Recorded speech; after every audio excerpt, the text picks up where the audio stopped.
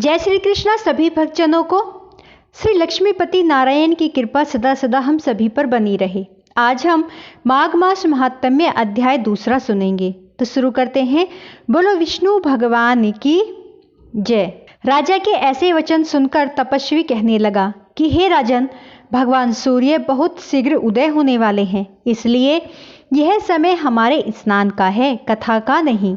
सो आप स्नान करके अपने घर को जाओ और अपने गुरु श्री वशिष्ठ जी से इस महात्म्य को सुनो।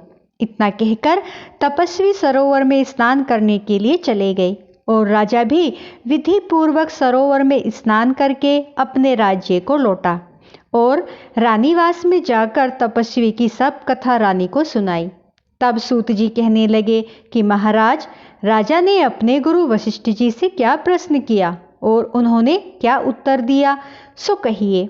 व्यास जी कहने लगे, हे सूत जी, राजा दिलीप ने रात्रि को सुख से सोकर प्रातः समय ही अपने गुरु वशिष्ठ जी के पास जाकर उनके चरणों को छूकर प्रणाम करके तपस्वी की सारी बातें उनसे बताई और नम्रता से प्रश्न पूछा कि गुरुजी, आपने आचार, दंड, नीति, राज्य, धर्म तथा चारों वर्णों के चारों आश्रमों की क्रियाओं, दान और उनके विधान, यज्ञ और उनकी विधियां, व्रत, उनकी प्रतिष्ठा तथा भगवान विष्णु की आराधना अनेक प्रकार से तथा विस्तार पूर्वक मुझको बतलाई। अब मैं आपसे माघ मास के स्नान के महात्म्य को सुनना चाहता हूँ। सो हे तपोधन, नियम पूर्वक इसकी विधि समझाइए। गुरु वशिष्ठ जी कहने लगे कि हे राजन, तुमने दोनों लोकों के कल्याणकारी, वनवासी तथा गृहस्थियों के अंतःकरण को पवित्र करने वाले माघ मास के स्नान का बहुत ही सुंदर प्रश्न पूछा है। मकर राशि में सूर्य के आने पर माघ में स्नान का फल गो, भूमि, तिल, वस्त्र, स्वर्ण, अन्न, घोड़ा आदि दानों तथा चंद्रायण और ब्रह्मक्रूच व्रत आदि से भी अधिक होता है। वैशाख तथा कार्तिक में जप, दान, तप और यज्ञ बहुत फल देने वाले हैं, परंतु माघ मास में इनका फल बहुत ही अधिक होता है। माघ में स्नान करने वाला पुरुष राजा तथा मुक्ति के मार्ग को जाने वाला होता है। दिव्य दृष्टि वाले महात्माओं ने कहा है कि जो मनुष्य माघ मास में सकाम या भगवान के निमित्त नियम पूर्वक माघ मास में स्नान करता है, वह अनंत फल वाला होता है। उसको शरीर की शुद्धि, प्रीति, ऐश्वर्य तथा चारों प्रकार के फलों की प्राप्ति होती है। अदिति ने 12 वर्ष तक मकर संक्रांति में अन्न त्याग कर स्नान किया। इससे तीनों लोकों को उज्जवल करने वाले 12 पुत्र उत्पन्न हुए। माघ में स्नान करने से ही रोहिणी, सुभगा, अरुंधति दीनशीलता हुई और इंद्राणी के समान रूपवती होकर प्रसिद्ध हुई। जो माघ मास में स्नान करते हैं तथा देवताओं के पूजन में तत्पर रहते हैं, उनको सुंदर स्थान, हाथी और घोड़ों की सवारी तथा दान को द्रव्य प्राप्त होता है। अतिथियों से घर भरा रहता है और उनके घरों में सदा वेद ध्वनि रहती है। वह मनुष्य धन्य है जो माघ मास में स्नान करते हैं, दान देते हैं तथा व्रत और नियमों का पालन करते हैं और दूसरों के पुण्यों के क्षीण होने पर मनुष्य स्वर्ग से वापस आ जाता है। परंतु जो मनुष्य माघ मास में स्नान करते हैं, वह कभी स्वर्ग से वापस नहीं आता। इससे बढ़कर कोई नियम, तप, दान और पवित्र पाप नाशक नहीं है। भृगु जी ने मणि पर्वत पर विद्याधरों को यह सुनाया था। तब राजा ने कहा कि ब्राह्मण भृगु ऋषि ने कब मणि पर्वत पर विद्याधरों को उपदेश दिया था, सो बतलाइए।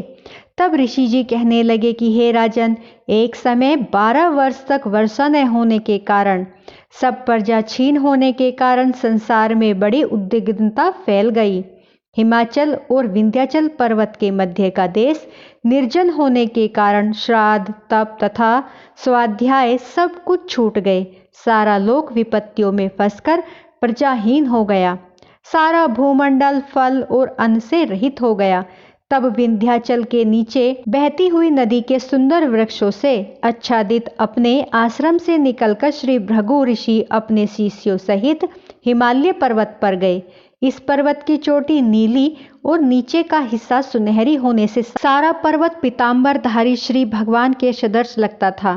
पर्वत के बीच का भाग नीला और बीच बीच में कहीं कहीं सफेद स्फटिक होने से तारों से युक्त आकाश जैसी शोभा को प्राप्त होता था।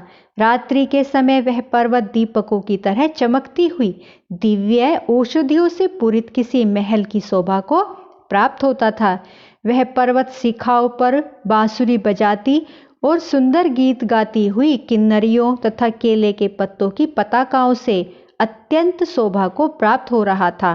यह पर्वत नीलम, पन्ना, पुखराज तथा इसकी चोटी से निकलती हुई रंग बिरंगी किरणों से इंद्रधनुष के समान प्रतीत होता था। स्वर्ण आदि सब धातुओं से यह चमकते हुए रत्नों से चारों ओर फैली हुई अग्नि ज्वाला के समान शोभायमान था। इसकी कंदराओं में काम पीड़ित विद्याधरी अपनी पत्नियों के साथ आकर रमण करती हैं और गुफाओं में ऐसे ऋषि मुनि जिन्होंने संसार के सब कलेशों को जीत लिया है, रात दिन ब्रह्मा का ध्यान करते हैं और कई एक हाथ में रुद्राक्ष की माला लिए हुए शिव की आराधना में लगे हुए हैं। पर्वत के नीचे में भाग में हाथी अपने बच्चों के साथ खेलते हैं। कस्तूरी वाले रंग बिरंगे मृगों के झुंड इधर उधर भागते हैं। यह पर्वत सदा राजहंस तथा मोरों से भरा रहता है। इसी कारण इसको हेमकुंड कहते हैं। यहाँ पर सदैव ही देवता, ग्रहक, अपना, गुहाक और अप्सरा निवास करते हैं। तो बोलो जय श्री कृष्णा। दोस्तों, आज हमारा ये दूसरा अध्याय यहीं पर समाप्त होता है। मेरी वीडियो आपको पसंद आई हो तो प्लीज़ लाइक, सब्सक्राइब, शेयर जरूर करें। कल हम माघ मास महात्म्य का तीसरा अध्याय सुनेंगे। तो बोलो विष्णु भगवान की जय।